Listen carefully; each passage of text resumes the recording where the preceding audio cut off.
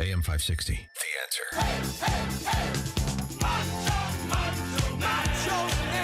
Tim Kaine, a lawyer who never worked, a shyster.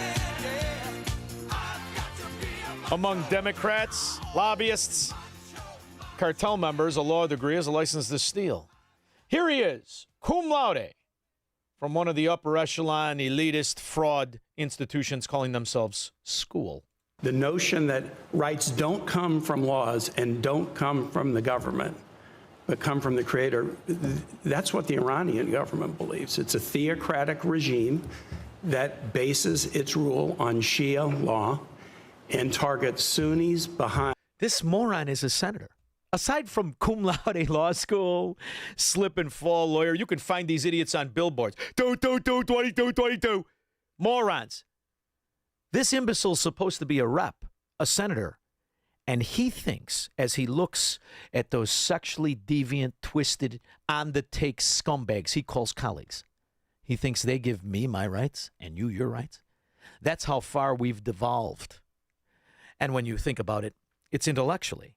So, of course, they'll buy a conspiracy theory of socialism. You're going to love it. It's utopia. We just have to steal money and the lives of others. And we have to indebt them into the lowest form of humanity, in the ghetto. Scumbags who will lie, cheat, and steal. ID heating up on voter ID heating up on Capitol Hill. A jury just convicted a woman in Massachusetts of voter fraud.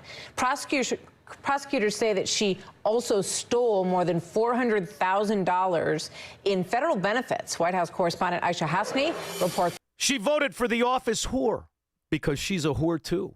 What's happening around the country right now is that the millions and millions of illegals who have come across that border since the borders are Kamala Harris and Joe Biden opened it wide, is that some of them are trying to register to participate in the election. Many of them. We know 6 or 7 states have already done their own audits. They've proven you've got thousands. And 29 crooked rat welfare states like our own in Illinois, California, New Jersey, all the rats where the illegal aliens are killing Americans. They won't turn over the voter rolls. Why? There's only one reason, and one reason only. They've been stealing elections for decades, and you've never been represented. If you are unfortunate enough to live in one of these Democrat mafia states like Illinois, Stan. It's either that or they get some stupid moron to pretend to be a Republican like now. How's Yogi doing? Frickin' idiot. George, Naperville. Yeah, Sean, what gets me is Obama was so sure a man of accomplishment, Trump, would not become president. Barack did nothing, made nothing, and we're supposed to listen to him? Yeah, exactly. Well, after people were dumb enough to with that, yes, we can, hope and change. That's what you must have felt if you signed a contract to build the butt plug for Godzilla called his library. Have not been paid the full amount for the work they have done on this project. They say there are disputes between the larger New York-based contractor and the smaller contractors over things like compensation. I know somebody who, well, I'm not going to incriminate him, but worked after he won in 2008, and they provided a service to the city. You know how long it took him to get paid? The year he left.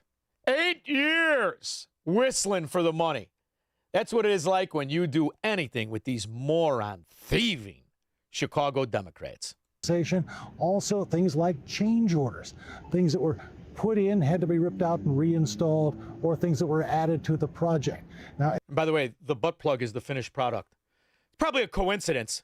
Will not sign a plan that adds one dime to our deficits, either now or in the future. It is a cost that will not, I repeat, will not add to our deficits. There will be a provision in this plan that requires us to come forward with more spending cuts if the savings we promised don't materialize. Not one word of this not only came true or to fruition, he knew, as he was saying it, he knew it was a lie. He was in on the creation of it. You remember Hans Gruber's cousin, that mealy-mouthed, lipless ferret, Jonathan Gruber? You just literally cannot do it. Okay, transparent financing, unless I have transparent financing, also transparent spending. I mean, this bill was written in a tortured way to make sure CBO did not score the mandate as taxes. If CBO scored the mandate as taxes, the bill dies. Okay, so it's written to do that. In terms of risk-rated subsidies, if you had a law which said healthy people are going to pay in, it made explicit that healthy people pay in and sick people get money, it would not have passed. Okay, just like lack of transparency is a huge political advantage. And basically, call it the stupidity of the American voter or whatever. But basically, that was really, really critical to getting the thing to pass. And, it's the second best argument. Look, I wish Mark was right. We can make it all transparent, but I'd rather have this law than not. So the conspiracy theory of Obamacare, of a utopian healthcare system, everybody that put it together knew it was a lie. And every word that came out of this moron's mouth, married to that Bigfoot broad, woof, got a 5 o'clock shadow at 3. Every word a lie. Because it is paid for and curbs the waste and inefficiency in our healthcare system, this bill will help reduce our deficit by as much as $1.3 trillion. We're 15 years past this bill. 15 years. And nobody wants to stop it. Nobody. And as it was being put together, I always look at this stuff and I remember things from a long time ago. And although, admittedly, I did not hear this live, I was not a radio connoisseur. It's the irony of all ironies. I wish I was, because I knew the arguments. I knew what the predictions were, and I wasn't alone. We all did. If you could read, if you could reason, you knew every word that came out of this idiot's mouth, who couldn't make his Chrysler 300 payment, who couldn't buy his property, needed greasy, slimy Resco and Rod Blagojevich's tramp wife as the real estate broker to buy that fraud in Hyde Park. As every word came out, everybody knew it. And even though we all said it, and it was said on radio by the greatest radio host in history, here we are 15 years later, strapped in this doom loop of the backdoor takeover of your life in Obamacare. This is from Grand Junction, Colorado on Saturday. Obama and a town hall meeting. Zach Lane. I'd love to have a debate, just all out, anytime, Oxford style if you'd like. I understand how I'm willing to do that. But my question is this. We all know the best way to reduce prices in this economy is to increase competition. How in the world can a private corporation providing insurance compete with an entity that does not have to worry about making a profit, does not have to pay local property taxes? They do not have to, they're not subject to local regulations. How can a company compete with that? And I'm not looking for anything, I don't want generalities, I don't want philosophical arguments, I'm just asking a question. This kid is amazing, and there's no question in my mind this kid listens to this program. In fact, well, no, not really. And there's a New York Times column today, Ross Douthat, and he just point blank says that these town hall meetings are filled with Limbaugh listeners. How does a private entity compete with a company that doesn't have to make a profit? The government? Stop talking generalities and philosophical arguments. This kid, my name's Zach Lane. This student challenges the president to a debate, then with one simple question that Obama can't answer, nukes the entire foundation of Obamacare. And listen to 15 years later, how many Republicans even argue against it anymore? You can get used to the abuses. You can get used to the stripping of your wealth. And it's brought to you by one conspiracy theorist party known as the American Democrat.